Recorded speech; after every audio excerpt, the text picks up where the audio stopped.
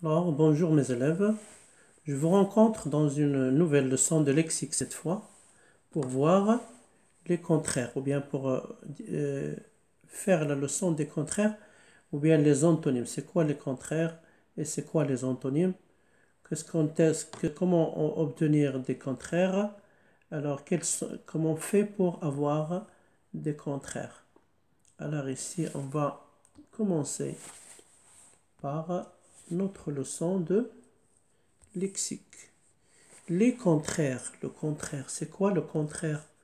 On appelle contraire et on appelle antonyme. Les contraires, le contraire d'un mot. Le contraire d'un mot, on sait déjà le contraire d'un mot. Par exemple, joli, c'est un adjectif. Le contraire, c'est quoi? Moche. Oui ou non? Bien. Ou bien, par exemple, grand, le contraire, petit, et etc.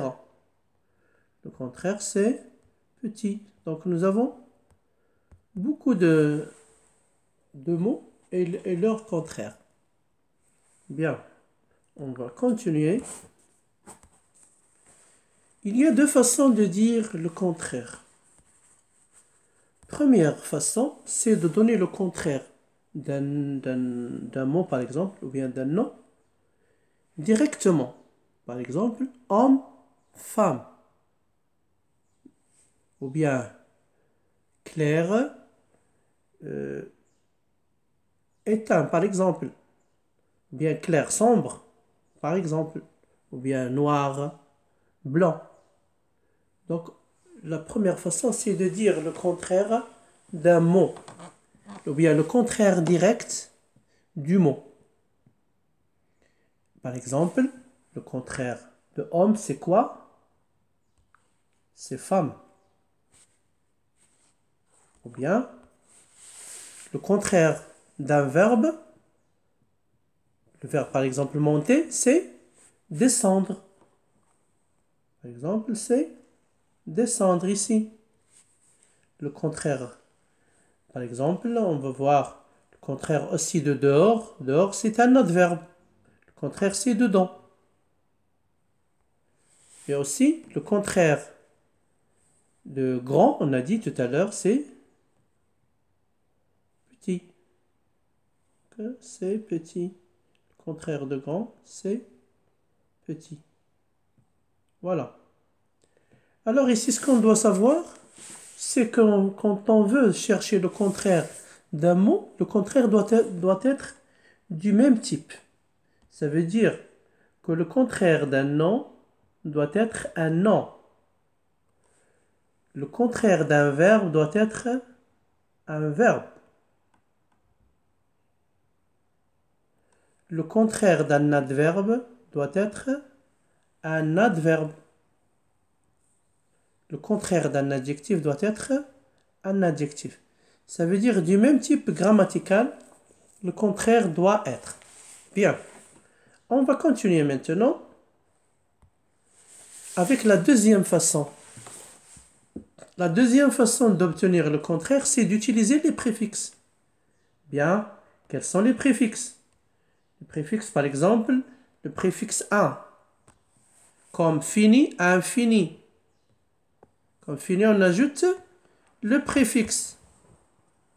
Ou bien, comme poli, impoli, on ajoute le préfixe im, etc. Donc, avec la deuxième façon où on utilise le préfixe pour donner le contraire.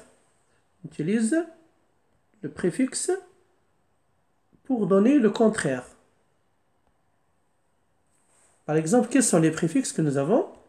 Nous avons in, im, il, d, des. Il y a encore d'autres préfixes. Donc, par exemple, le contraire de fini, c'est infini. Le préfixe, c'est in. Ça, c'est le préfixe. Le contraire de poli, c'est impoli. Le préfixe, c'est im. Le contraire de lisible, c'est illisible. On a utilisé ici le préfixe il.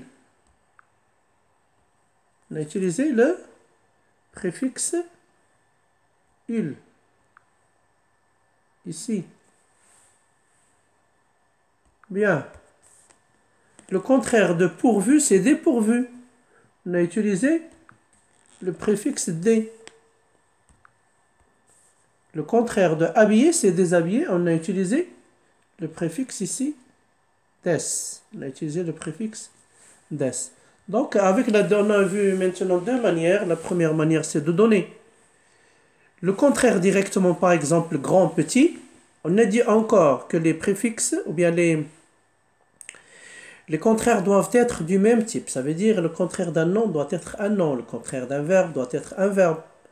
Le contraire d'un adverbe aussi, et le contraire d'un adjectif doit être un adjectif, etc. On a vu maintenant les préfixes. On utilise les préfixes in, im, il, et des. On a vu ça. On a vu quelques exemples de préfixes. On a vu quelques exemples ici de contraires avec les préfixes. On a vu avec poli, etc. On a vu les préfixes qu'on a utilisés. Bien. Alors maintenant, on va voir par exemple le contraire d'une phrase. Le contraire d'une phrase. C'est quoi? Comment on peut obtenir le contraire d'une phrase? C'est ce qu'on va voir dans le paragraphe suivant. Par exemple, nous avons par exemple une phrase affirmative. Une phrase affirmative, par exemple, je mange le pain. C'est une phrase affirmative. Alors on va voir quel est son contraire. Alors, le contraire d'une phrase affirmative, c'est une phrase négative. C'est une phrase négative où on utilise la négation. On va voir l'exemple. Un exemple, par exemple, le ciel est clair. Le ciel est comment? Est clair. C'est une phrase affirmative. Ça, c'est une phrase affirmative. Le contraire, c'est quoi? Le ciel n'est pas clair. On a fait une phrase négative où on utilise les mots de négation. On a utilisé les mots de négation. Donc, la deuxième phrase, ils comprennent la leçon. Le contraire, une phrase négative, c'est quoi? Ils ne comprennent pas la leçon. Donc, le contraire d'une phrase affirmative, c'est une phrase négative. Bien.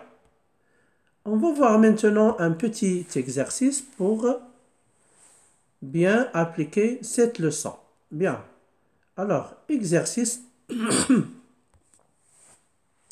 Donne le contraire des mots et des expressions. Par exemple, ami, contraire de intelligent, le contraire de aimer et le contraire de dessous. Bien.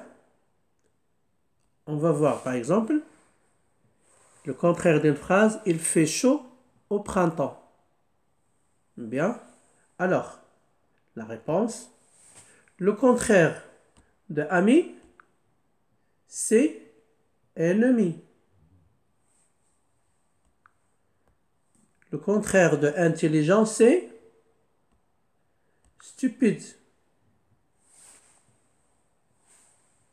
Le contraire de aimer, c'est détester. Et le contraire de dessous, c'est dessus.